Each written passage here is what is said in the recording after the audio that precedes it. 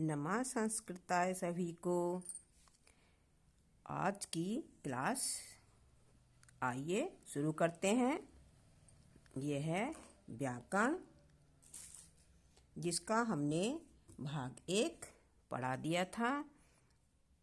इस वीडियो को देखने से पहले आप उस वीडियो को ज़रूर देखिए ताकि आपकी समझ में अच्छी तरह से आ सके।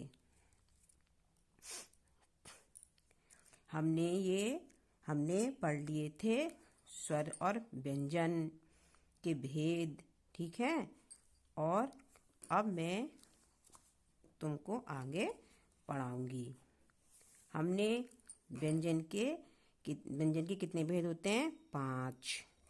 स्पर्श वर्ण, अंतस्थ वर्ण, ऊष्म वर्ण, संयुक्त वर्ण और एक हमारा है अयोगवह, ठीक है।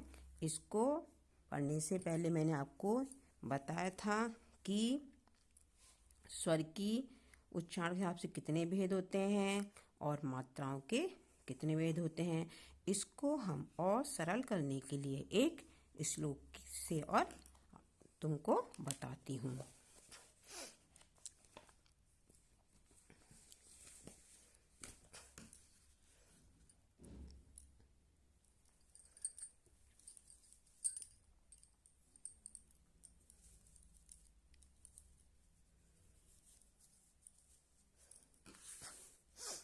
चलिए अब मैं आपको इसको पढ़ के सुनाती हूँ। एक मात्रो भवेत् ह्रस्वौ, द्विमात्रो दीर्घ उच्यते।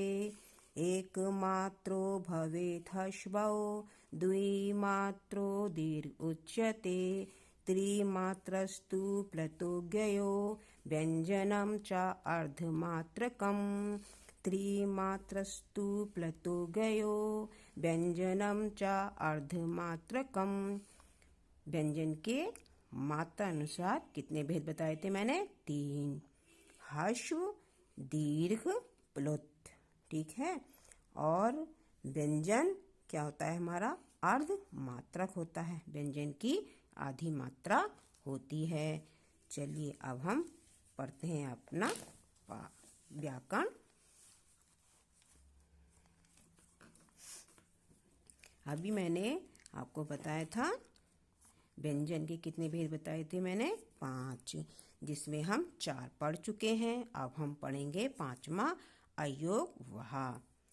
व्यंजन में वर्णों के अतिरिक्त कुछ अन्य ध्वनि प्रतीकों का भी प्रयोग किया जाता है, जो वर्णमाला में सम्मिलित न होते हुए भी अर्थबोध में सहायक होते हैं। इन्हें अयोगवह कहा जाता है।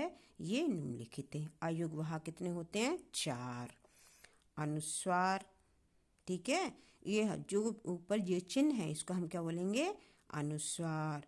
और ये पीछे हम जो 2 बिंदी लगाते हैं स्वर के पीछे, उसे हम बोलेंगे विसर्ग।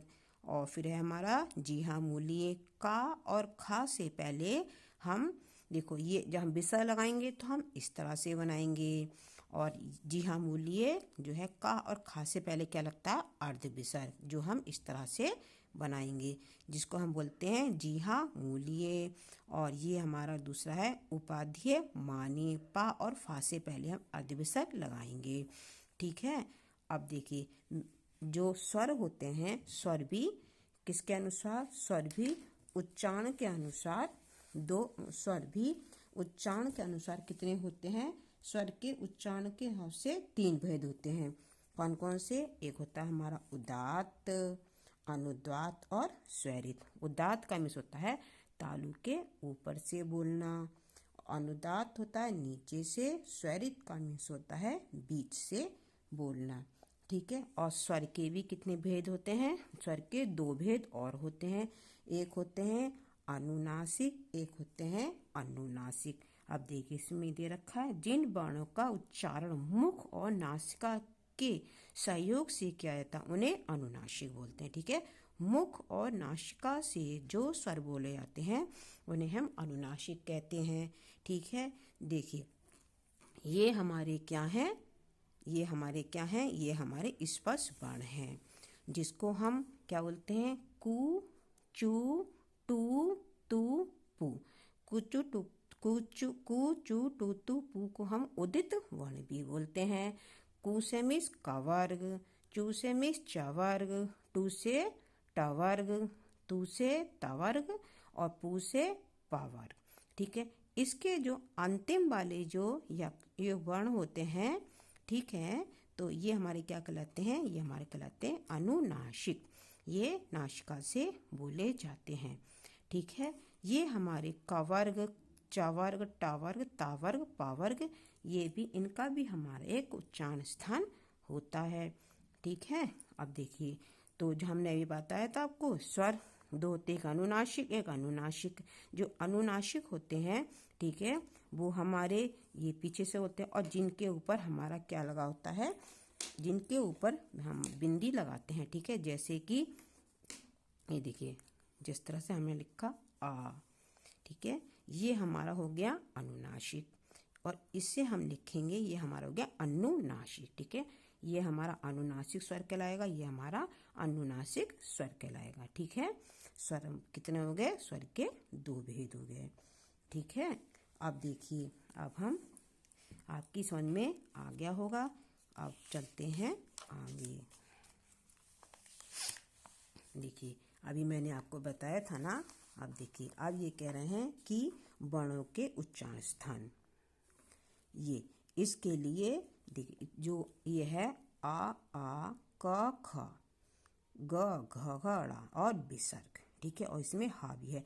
ये हमारा उच्चारण स्थान जो होते हैं, वो जो हमारे वो इसमें क्या होता है था? देखो, ये इसे बोलेंगे इसका एक सूत्र होता है, सॉरी, इसका एक सूत्र होता है जिसे हम बोलेंगे अकु विसर्जन्याम कंठा। अकु विसर्जन्याम कंठा इच्चु। इसको आसानी से पढ़ने का तरीका है अकुह विसर्जन्याम कंठा।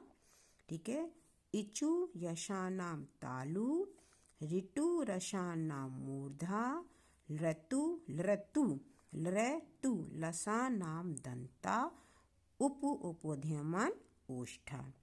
ठीक है, अब देखिए, अब कुछ संयुक्त वर्ण होते हैं, जैसे अब देखिए, जैसे ये है आ।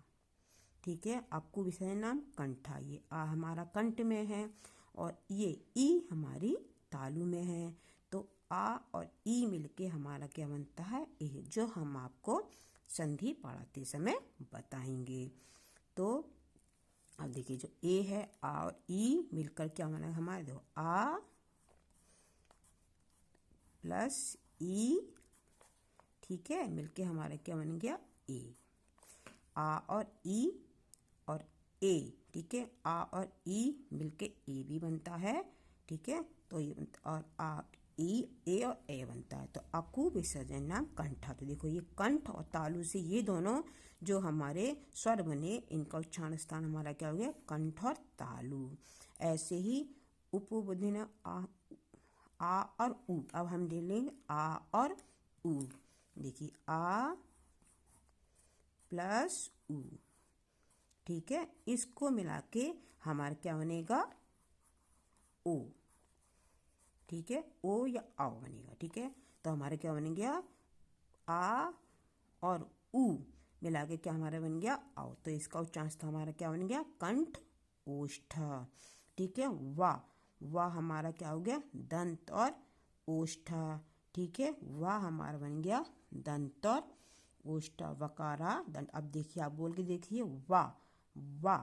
ठीक है, वाह तो हमारा दांत और ओष्ठ का हमारा इसमें प्रयोग हो रहा है, इसलिए हम ये हमारा उच्चारण स्थान हो गया दंत ओष्ठ।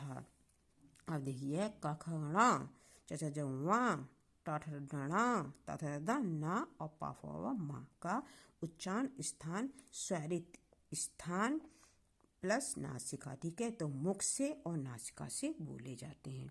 ठीक है, तो ये हमारा जो ये हमारे पंचमा अक्षर होते हैं, इनको बोलते हैं पंचमा अक्षर। ठीक है, ये पांचवा अक्षर के हमारे इनके दो उच्चारण स्थान होते हैं। जैसे कि हम बोलेंगे कंठ नासिका, कंठ तालु, कंठ नासिका, कंठ नासिका, और क्या कहते हैं? तालु नासिका, मूर्धा नासिका, ठीक है, और दंत नासिका और ओष्ठ नासिका, ठीक, ये इस तरह से बोले जाते हैं। इनके दो स्थान, एक खाली नासिका भी बोला जाएगा और एक नासिका, इन सब के हम पीछे लगाएंगे तब वो कहलाता है। आपको ये वीडियो पसंद आई होगी। कल मैं इसके आगे का पढ़ाऊंगी।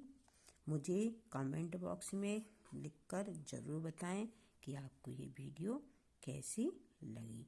नमः संस्कृताय।